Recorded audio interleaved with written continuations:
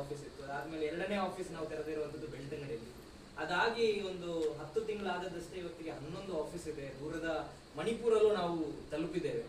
ಇದಕ್ಕೆ ಕಾರಣ ಇದು ನನ್ನ ಒಬ್ಬನ ಪರಿಶ್ರಮ ಅಲ್ಲ, ನನ್ನ ಒಬ್ಬನ ಶ್ರಮ ಅಲ್ಲ. ಇದಕ್ಕೆ ಎಲ್ಲರೂ ಸಾಥ್ ಕೊಟ್ಟಿದ್ದಾರೆ. ಎಲ್ಲರಿಗೂ ಕೂಡ ಜೋರಾದ ಚಪ್ಪಾಳೆ. ಆಫೀಸ್ ನಾನು ಬಂದಿದ್ದು ಇವತ್ತು ಫಸ್ಟ್ ಬಂದಿರುವಂತದ್ದು. ಆದ್ರೆ ಇದರ ಹಿಂದೆ ತುಂಬಾ ಪರಿಶ್ರಮ ಪಟ್ಟಿದ್ದಾರೆ. ತುಂಬಾ ಆಫೀಸ್ ಅನ್ನು ಹುಡುಕುವುದರ ಬಗ್ಗೆ ಆಗಿರ್ಬೋದು, ಶಾಹುಲ್ ಸರ್ ಆಗಿರ್ಬೋದು, ರಫೀಕ್ ಸರ್ ಆಗಿರ್ಬೋದು, ಇನ್ನು ಡ್ರೀಮ್ ಗೋಲ್ಡ್ ತಂಡದ ಯಾರೆಲ್ಲ ಡೈರೆಕ್ಟರ್ಸ್ ಗಳಿದ್ದಾರೆ ಅವರಾಗಿರ್ಬೋದು, ತುಂಬಾ ಪರಿಶ್ರಮ ಇದರ ಹಿಂದೆ ಪಟ್ಟಿದ್ದಾರೆ. ಸೊ ಹಾಗಾಗಿ ಇವತ್ತು ನಾನೇನ್ ನಿಮ್ಮ ಹತ್ರ ಹಂಚಿಕೊಳ್ಳಿಕ್ಕೆ ಇಷ್ಟಪಡ್ತೇನೆ ಅಂತ ಹೇಳಿದ್ರೆ, ತುಂಬಾ ಜಾಸ್ತಿ ಹೊಗಳಿದ್ರು. ಸೊ ಖಂಡಿತ ನಾನು ನಮ್ಮ ಡ್ರೀಮ್ ಏನಿದೆ, ನಮ್ಮ ಗುರಿ ಏನಿದೆ, ಅದಕ್ಕೆ 0.7% ಅಷ್ಟೇ ರೀಚ್ ಆಗಿದೆ. ಎಷ್ಟು 0.7%. ಅಂದ್ರೆ ನಮ್ಮ ಗುರಿ ಇರುವಂತದ್ದು 1 ಕೋಟಿ ಗ್ರಾಹಕರು ಇನ್ನು 4 ವರ್ಷದಲ್ಲಿ. ಸೊ ಅಲ್ಲಿಗೆ ತಲುಪಿದ ಮೇಲೆ ಖಂಡಿತ ನಾವು ಆ ಹೊಗಳಿಕೆಯಲ್ಲಿ ಇರೋ 10% ನಾವು ತಗೊಳ್ಬಹುದು. ಆದ್ರೆ ಇವತ್ತು ನಾವೇನೋ ಜಾಸ್ತಿ ಮಾಡಿದ್ದೇವೆ ಅಂತ ಇನ್ನೂ ಕಾಂಪ್ಲಿಸೆಂಟ್ ಆಗಿ ಕೂತ್ರೆ ಖಂಡಿತ ನಮಗೆ ಆ ಗುರಿ ತಲುಪಲಿಕ್ಕೆ ಆಗಲ್ಲ. ನಾವು ಯಾವತ್ತೂ ಕೂಡ ಚಂದ್ರನಿಗೆ ಏನ್ ಮಾಡ್ಬೇಕಂತೆ, ಗುರಿ ಮಾಡ್ಬೇಕಂತೆ, ಮಿಸ್ ಆದ್ರೂ ಕೂಡ ನಕ್ಷತ್ರಕ್ಕಾದ್ರೂ ಏನಾಗುತ್ತೆ ಆಗುತ್ತೆ.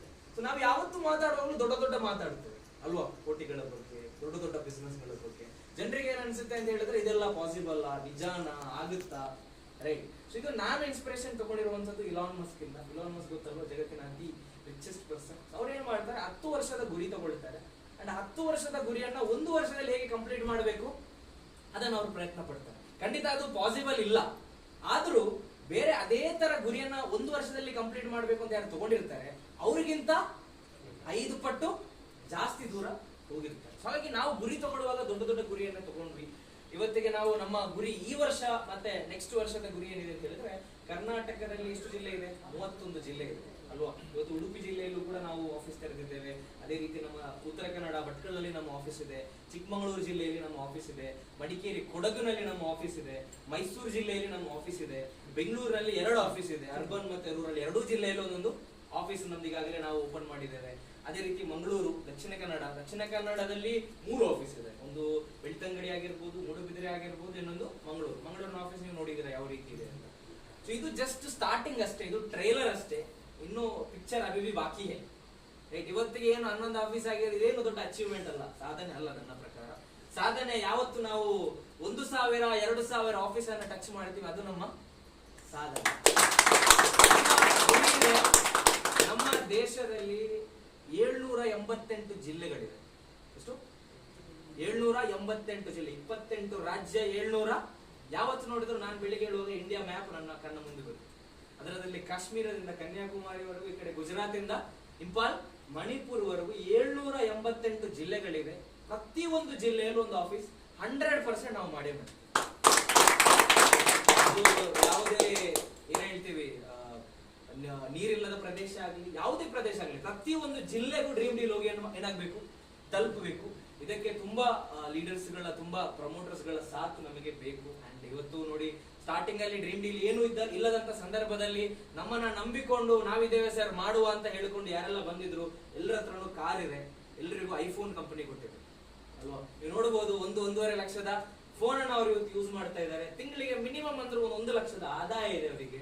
ಅದೇ ರೀತಿ ಒಳ್ಳೆ ಒಂದು AC ಕಾರಲ್ಲಿ ಅವರು ಹೋಗ್ತಾ ಇದ್ದಾರೆ. ಡ್ರೀಮ್ ಡೀಲ್ ಅನ್ನ ಸ್ಟಾರ್ಟಿಂಗ್ ಟೈಮ್ ಅಲ್ಲಿ ನಮ್ಮ ಜೊತೆಗೆ ಸೇರ್ಕೊಂಡು ಕೆಲಸ ಮಾಡೋದ್ರಲ್ಲಿ ಎಲ್ಲರೂ ಆಲ್ಮೋಸ್ಟ್ 22 ಜನ ಅಡ್ವೈಸರಿ ಬೋರ್ಡ್ ಮೆಂಬರ್ ಇದ್ದಾರೆ. ಎಲ್ಲರೂ ಕೂಡ ಕಾರನ್ನ ಬುಕ್ ಮಾಡಿದ್ದಾರೆ. ಅದೇ ರೀತಿ ಕೋರ್ ಟೀಮ್ ಅಲ್ಲಿರುವಂತಹ ಲೀಡರ್ಸ್ ಗಳು ಕೂಡ ಕಾರನ್ನ ಖರೀದಿ ಮಾಡ್ತಾ ಇದ್ದಾರೆ. ಸೊ ಇದಕ್ಕೆ ನನಗೆ ತುಂಬಾ ಖುಷಿ ಆಗುತ್ತೆ. ನಾನ್ ಕಾರ್ ತೆಗೆದಾಗಲೂ ಕೂಡ ನನಗೆ ಖುಷಿ ಆಗಲಿಲ್ಲ, ಅಷ್ಟು ಖುಷಿ ನನ್ನ ಲೀಡರ್ಸ್ ಗಳು ತೆಗೆಯುವಾಗ ನನಗೆ ಆಗುತ್ತೆ. ಯಾಕಂತ ಹೇಳಿದ್ರೆ we rise by lifting others ಅಲ್ವಾ. ಇನ್ನೊಬ್ಬರಿಗೆ ಸಂತೋಷ ಕೊಟ್ಟಾಗ ಆಟೋಮೆಟಿಕಲಿ ದೇವರು ನಮಗೆ ಏನ್ ಕೊಡ್ತಾನೆ? ಸಂತೋಷ, ಏನು, ನೆಮ್ಮದಿ, ಸುಖ, ಶಾಂತಿ ಖಂಡಿತ ಕೊಟ್ಟೆ ಕೊಡ್ತಾನೆ. ಈ ಒಂದು ಕಂಪನಿನ ನಾವು ಸ್ಥಾಪನೆ ಮಾಡುವಾಗ ನಮಗೆ ಏನು ಉದ್ದೇಶ ಇತ್ತು ಅಂತ ಹೇಳಿದ್ರೆ, ನಾವು ಹಲವಾರು ಕಂಪನಿಗಳಲ್ಲಿ ಕೆಲಸ ಮಾಡಿದ್ವಿ. ಇದಕ್ಕಿಂತ ಮುಂಚೆ ಮಾರ್ಕೆಟಿಂಗ್ ಕಂಪನಿಗಳಲ್ಲಿ ಕೆಲಸ ಮಾಡಿದ್ವಿ. ಆದ್ರೆ ಎಲ್ಲರೂ ನಮ್ಮನ್ನ ಬಳಸ್ಕೊಂಡು ಅವರು ಶ್ರೀಮಂತ ಆದ್ರೆ ವಿನಃ ನಮ್ಮನ್ನ ಯಾರು ಕೂಡ ದಡ ಸೇರಿಸಲಿಲ್ಲ. ನಾನು ಬರೋಬ್ಬರಿ 76-77 ಕೋಟಿಯಷ್ಟು ಟರ್ನ್ ಓವರ್ ಅನ್ನ ಬೇರೆ ಬೇರೆ ಕಂಪನಿಗಳಿಗೆ ಕೊಟ್ಟಿದ್ವಿ ನಮ್ಮ ತಂಡದ ಮುಖಾಂತರ. ಆದ್ರೆ ನಾವು ಕೊಟ್ಟಿರೋ ಟರ್ನ್ ಓವರ್ ಅಲ್ಲಿ 10% ಕೂಡ ನಮಗೆ ಆದಾಯ ಬಂದಿರಲಿಲ್ಲ. ನಮ್ಮಿಂದ 10 ರೂಪಾಯಿ ಅವ್ರು ದುಡ್ಕೊಂಡ್ರು, 8 ರೂಪಾಯಿ ಇಟ್ಕೊಂಡ್ರು, 2 ರೂಪಾಯಿಯನ್ನ ಎಲ್ಲರಿಗೂ ಬಿಸ್ಕೆಟ್ ಹಾಕಿದಾಗೆ ಕೊಟ್ಟರು. ಅದರಿಂದ ಯಾರ ಕನಸು ಕೂಡ ಏನಾಗಿಲ್ಲ, ಫುಲ್ಫಿಲ್ ಆಗಿಲ್ಲ. ಅಂಡ್ ಅದರಲ್ಲಿ ಅವರ ಬಿಸ್ನೆಸ್ ಅಲ್ಲಿ ಏನು ಲಾಭ ಇದೆ, ಅವರ ವ್ಯವಹಾರದಲ್ಲಿ ಏನು ಲಾಭ ಇದೆ ಅನ್ನೋದ್ರ ಬಗ್ಗೆ ಕೂಡ ಯಾರಿಗೂ ತಿಳಿಸಲಿಲ್ಲ. ಯಾಕಂದ್ರೆ ಭಯ ಪಟ್ಕೊಳ್ತಾರೆ, ಲಾಭ ಗೊತ್ತಾದ್ರೆ ಇನ್ನೊಬ್ರು ಸ್ಟಾರ್ಟ್ ಮಾಡ್ತಾರೆ ಅಲ್ವಾ. ಆದ್ರೆ ನಮಗೆ ಯಾವುದೇ ರೀತಿ ಭಯ ಇಲ್ಲ. ಯಾಕಂದ್ರೆ ಅಂತ ಹೇಳಿದ್ರೆ ನಾವು ಒಬ್ಬರಿಂದ 100 ರೂಪಾಯಿ ದುಡಿಲಿಕ್ಕೆ ಇಲ್ಲಿ ಬಂದಿಲ್ಲ. 100 ಜನರಿಂದ 1 ರೂಪಾಯಿ ಸಿಕ್ಕಿದ್ರು 99 ರೂಪಾಯಿ ಅವರಿಗೆ ಕೊಡು, 1 ರೂಪಾಯಿ ಸಿಕ್ಕಿದ್ರು ಸಾಕು ಅನ್ನುವಂತ ಒಂದು ಒಳ್ಳೆ ಉದ್ದೇಶವನ್ನು ಇಟ್ಕೊಂಡು ನಾವು ಬಂದಿದ್ದೇವೆ. ಅಂಡ್ ಈ ಉದ್ದೇಶಕ್ಕೆ ಎಲ್ಲ ಲೀಡರ್ಸ್ ಗಳು ಕೂಡ ತುಂಬಾ ಸಾಥನ್ನ ನಮಗೆ ಕೊಟ್ಟಿದ್ದಾರೆ. ಈಗಾಗಲೇ 70,000ಕ್ಕೂ ಹೆಚ್ಚು ಗ್ರಾಹಕರನ್ನು ನಾವು ತಲುಪಿದ್ದೇವೆ. ಕೇವಲ 2023ರಲ್ಲಿ ನಾವು ಸ್ಟಾರ್ಟ್ ಮಾಡುವಾಗ ತುಂಬಾ ಜನ ಹೇಳಿದ್ರು ನಿಮಗೆ 10,000 ಮಾಡ್ಲಿಕ್ಕೆ ಆಗಲ್ಲ, 10,000 ಗ್ರಾಹಕರನ್ನ ತಲುಪಲಿಕ್ಕೆ ಆಗಲ್ಲ. ಆದ್ರೆ ನನ್ನ ಒಂದು ವ್ಯಕ್ತಿ